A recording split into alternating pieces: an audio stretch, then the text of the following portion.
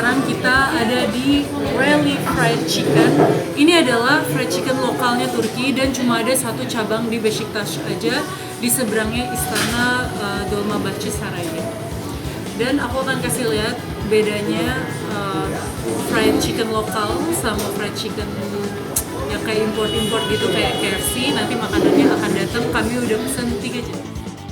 Jadi teman-teman, sekarang aku mau coba makan, dan orang Turki itu kan gak suka yang makan pakai tangan, jadi dikasih kayak beginian, tapi nggak apa-apa, makin rapi.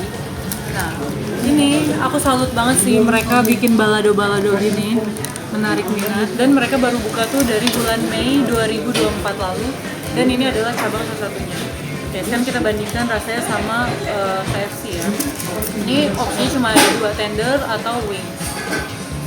Kalau tender, beberapa tender, aromanya enak banget. Aku perasaan kayak habis makan ebi ya, kayak lagi makan ebi ya. Bismillahirrahmanirrahim. Aku tahu dalam Islam tidak boleh menipu makanan, tapi there is no other way guys.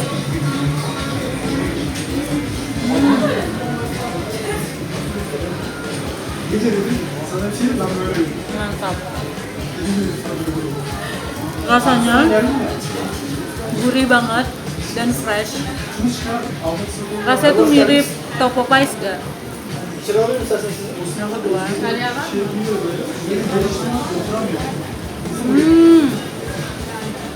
Ini rasanya kayak samyang guys, sumpah.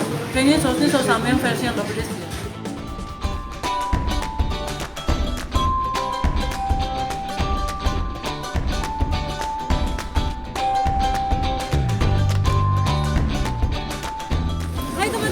Sekarang aku sudah di depan Pasta Sanata, alias pasta itu kue ya kalau dalam bahasa Turki. Sanat artinya art, yaitu the art of cake. Hari ini aku mau makan kue, terus minum-minum cantik, dan juga beli makaron.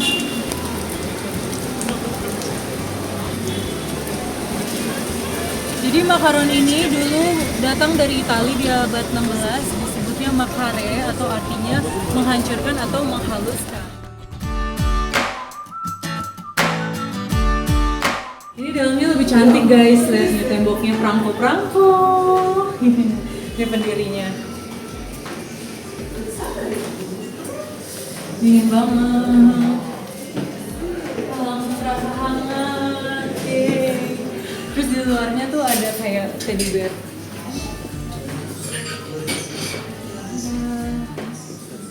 Cantik banget. Di sini kelihatan Beşiktaş dari luar.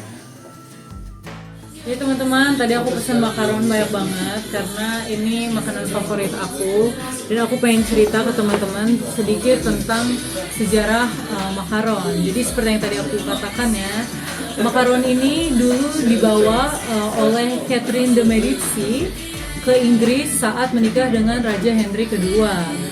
Nah, makaron ini sangat disukai dan cepat menyebar karena pembuatannya yang mudah, hanya dengan putih telur, kemudian icing dan gula, dan menjadi bentuk kue yang cantik seperti ini.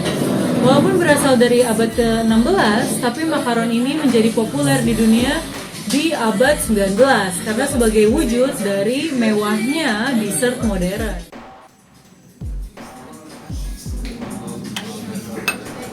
Hujan-hujan memang enaknya minum yang hangat-hangat dan makan kue manis. Tadi kita sudah makan makaron yang juga populer banget di Indonesia. Sekarang aku mau cerita tentang kue puff, karena ternyata kue ini memiliki cerita yang lumayan panjang loh. Jadi aku pesan yang cilekli alias yang rasa strawberry, dan satu lagi yang lotus. Apakah lotus itu berarti dia rasa teratai? Nanti kita coba ya, aku juga penasaran. Jadi ternyata kue ini berasal dari Prancis dan Italia juga, walaupun adonannya sudah ada jauh sebelum abad ke-17. Diketahui di abad ke-17 kue puff ini dikembangkan di istana di Prancis karena kecintaan Pangeran Prancis saat itu, yaitu Louis ke-14, Raja Prancis ya berarti, yang menyukai makanan-makanan mewah. Kemudian di abad ke-18 dipatenkan oleh koki istana, yaitu kokinya Marie de Antoinette yang bernama Sereme. Nggak tahu tuh bener apa salah ya aku cara nyebutnya. Dan dibuat menjadi lebih sempurna lagi adonannya sehingga membentuk puff seperti ini. Aku udah penasaran, jadi aku mau coba yang ini aja, yang rasa lotus. Bismillahirrahmanirrahim. Ada kue susnya.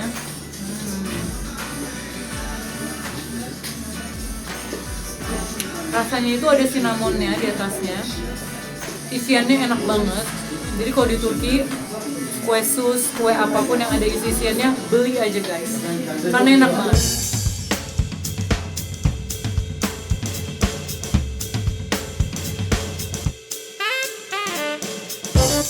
Sobat Around the World, sekarang aku sudah berada di Polonia Chocolate. Ini masih di kawasan Istana Dolmabahce dan aku akan belanja coklat. Jadi kita akan lihat-lihat. Sebenarnya kalau coklat di Turki itu mayoritas dari Belgia, tapi tetap aja ini masih khas Turki. Jadi nggak apa-apa lah ya kita cuci mata.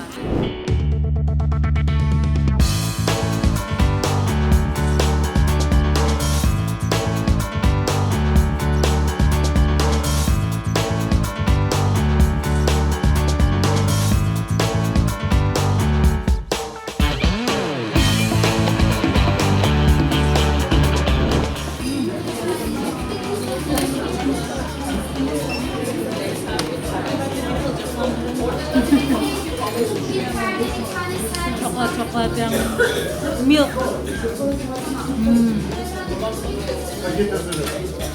Hai teman-teman, karena kita masih harus jalan-jalan nih jam segini, aku ngecek kayaknya aku mau nukerin $100. Dadah. Kira-kira dapat berapa ya? Kursnya 34. Sedangkan di internet itu 35, berarti mereka cuma ambil untung $1 aja, 1 lira aja per lira. Berarti mereka ambil untung 100 lira kalau aku tukar sejenis. Oke, come with me. Kita pecahkan dulu. Kalau kata orang Turki, bozajas. Oke, beginilah rasanya seperti jutawan ya kalau baru tiba di Bali. Nah ini yang mereka rasakan. Sekarang kita tiba di Istanbul. Oke, Sobat Around the World, aku mau ajak Sobat Around the World ke tempat Barbados, para pelaut. Nah ini adalah versi translated bahasa Turkinya. Küçük Prens adalah atau Little Prince. Jadi apa ya dulu? Diskon 72 lira. Nah buat teman-teman yang baru belajar bahasa Turki, novel-novel tipis-tipis seperti ini sangat membantu sekali ya.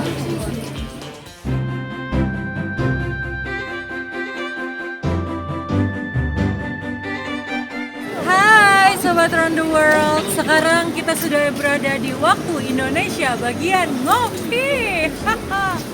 Sekarang kita ada di ini, kopi. Aku suka bilangnya ke teman-teman aku, coffee. Soalnya dia lucu, bukannya pakai M apa pakai Y, jadi kita kan baca kayak lucu gitu kan.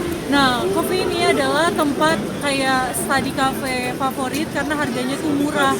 Jadi student biasanya tuh di sini. Tapi kualitas kopinya gimana? Oke, mari kita coba.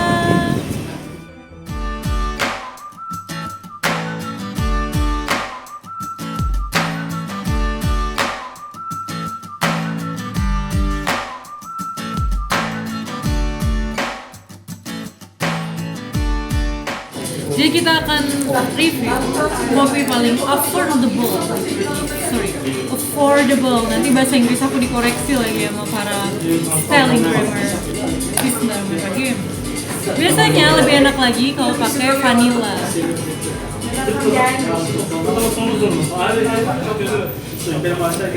Menurutku rasanya enak-enak aja, mirip banget sama Starbucks. Cuma memang dia ngambil marginnya tuh nggak 200% gitu.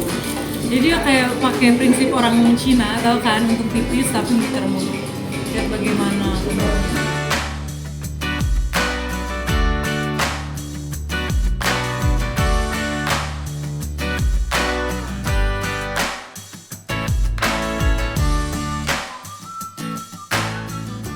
Oke Sobat Around the World, sekarang kita sudah berada di Barbaros Square, kawasan Beşiktaş, Jadi, siapakah beliau? Ya. Barbaros Khairuddin Pasha, atau yang biasa dikenal sebagai Barbaros, adalah laksamana laut yang sangat berjasa dalam penyebaran Islam oleh Kesultanan Ottoman via pelayaran. Jadi, Barbaros ini merupakan tokoh yang sangat terkenal sehingga dibikin sequel khusus beliau sendiri. Kalau teman-teman berbicara tentang dunia kelautan di Turki, maka tidak jauh dari sosok Barbaros ini. Kemudian, Barbaros Khairuddin ini juga seringkali dicatatkan di buku-buku sejarah Ottoman sebagai salah satu tokoh kesayangan Sultan di masa itu. Dan pasti teman-teman bertanya, untuk apa dibangun monumen seperti ini? Jadi bangsa Turki adalah bangsa yang sangat menghargai, menghormati, dan mengabadikan sejarah. Dan walaupun selama karirnya beliau ini selalu menghabiskan waktunya di perairan alias kelautan, beliau juga merupakan tokoh penting yang selalu diingat dalam perkembangan sosial dan budaya Turki Ottoman.